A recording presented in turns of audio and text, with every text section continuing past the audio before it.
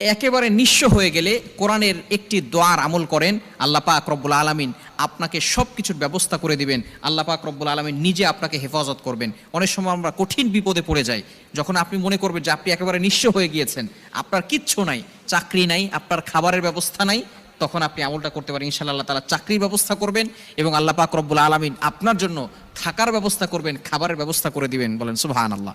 এটা মূসা আলাইহিস সালাম এই আমলটি করেছিলেন। কোরআনের কারিমের ভিতরে চমৎকার একটি আয়াত, এটা আল্লাহ তাআলা কোরআনের ভিতরে কোট করে দিয়েছেন। মূসা আলাইহিস সালাম যখন তার নিজের শহর থেকে, সেখান থেকে তিনি মাদিয়ান শহরে চলে গেলেন, সেখানে যাওয়ার পরে তার কিচ্ছু নাই, তার কাছে কোনো সফর সঙ্গী নাই, তার কাছে কোনো খাবার দাবার নাই, কোনো চাকরি নাই, থাকার জন্য কোনো জায়গা নেই। তিনি একটি গাছের সাথে, গাছের ছায়ার নিচে বসেছিলেন। এমন সময় দেখলেন দূর থেকে কিছু মানুষ একটা কূপ থেকে পানি নিচ্ছে, কিন্তু তার পাশে দুইজন মেয়ে, তারা পানি নিতে পারছে না এবং তাদের যে পশু আছে তাদেরকেও পানি পান করাতে পারছেন না। এমন সময় মূসা আলাইহিস সালাম, তিনি তো নবী এবং তার গায়ে প্রচুর পরিমাণে শক্তি ছিল। নবীদের গায়ে জান্নাতি যুবকদের 400 যুবকের থেকেও বেশি শক্তি থাকে। মূসা আলাইহিস সালাম তো জলিলুল কদর নবী ছিলেন, রাসূল ছিলেন। মূসা আলাইহিস সালাম সেখান থেকে গেলেন, যাওয়ার পরে সেই মেয়ে দুটিকে কাছে জিজ্ঞেস করলেন, আপনাদের সমস্যা কি? তখন তারা বলতেছে যে এই লোকগুলো পানি নিচ্ছে, যার কারণে আমরা পানি নিতে যাচ্ছি না, কেননা তারা চলে গেলে তারপরে যাব। এবং তারা যখন সেখান থেকে চলে গেল, সেখান থেকে চলে যাওয়ার সময় এই কূপের উপরে ঢাকনা দেওয়া ছিল এবং ঢাকনা উঁচু করার জন্য অনেক মানুষের প্রয়োজন হতো, অনেক শক্তির প্রয়োজন হতো।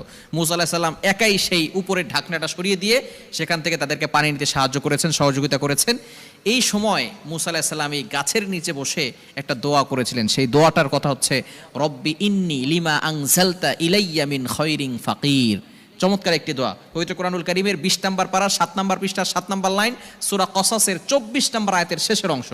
মূসা আলাইহিস সালাম এই দোয়াটা পড়েছিলেন, রব্বি ইন্নী লিমা আনজালতা ইলাইয়া মিন খায়রিন ফাকির। চমৎকার এই দোয়াটা পড়ার কারণে আল্লাহ পাক রব্বুল আলামিন পরবর্তী সময় এই দুইজন মেয়ের যাদের কথা বললাম, আপনারা আবার এই কথা শুনে আপনারা আবার মেয়েদের সাথে কথা বলতে যায়েন না।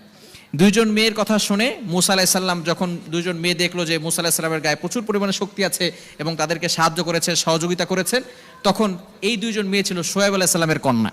পরবর্তী সময় মূসা আলাইহিস সালামকে তারা নিয়ে গেল, নিয়ে যাওয়ার পরে শোয়েব আলাইহিস সালাম তাকে থাকার জায়গা দিয়েছেন, খাবারের ব্যবস্থা করে দিয়েছেন এবং শোয়েব আলাইহিস সালামের মেয়ের সাথে বিবাহ হয়েছে। সুতরাং বোঝা গেল এই দোয়াটা হচ্ছে এমন একটা দোয়া, যেই দোয়ার কারণে আপনি থাকার জায়গা পাবেন, এমনকি চাকরি ব্যবস্থা হবে, এমনকি বিয়েরও ব্যবস্থা করে দেবেন আল্লাহ পাক রব্বুল আলামিন। এজন্য যারা একেবারে নিঃস্ব হয়ে গিয়েছেন তারা এই আয়াতের আমলটি করতে পারেন। সূরা কসাসের 24 নম্বর আয়াতের শেষের অংশ, রব্বি ইন্নী লিমা আনজালতা ইলাইয়া মিন খায়রিন ফাকির।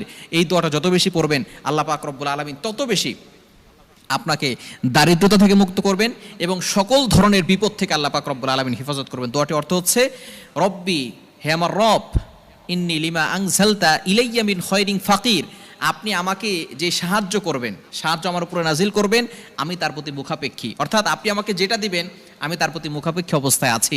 এটা যদি আপনি আল্লাহর কাছে করতে পারেন, আপনি ফজর নামাজের পরে পড়বেন, 5 ওয়াক্ত নামাজ অবশ্যই পড়বেন, নামাজ পড়লে কিন্তু ফায়দা হবে, নামাজের পরে আপনি এই দোয়াটা বেশি বেশি পড়বেন।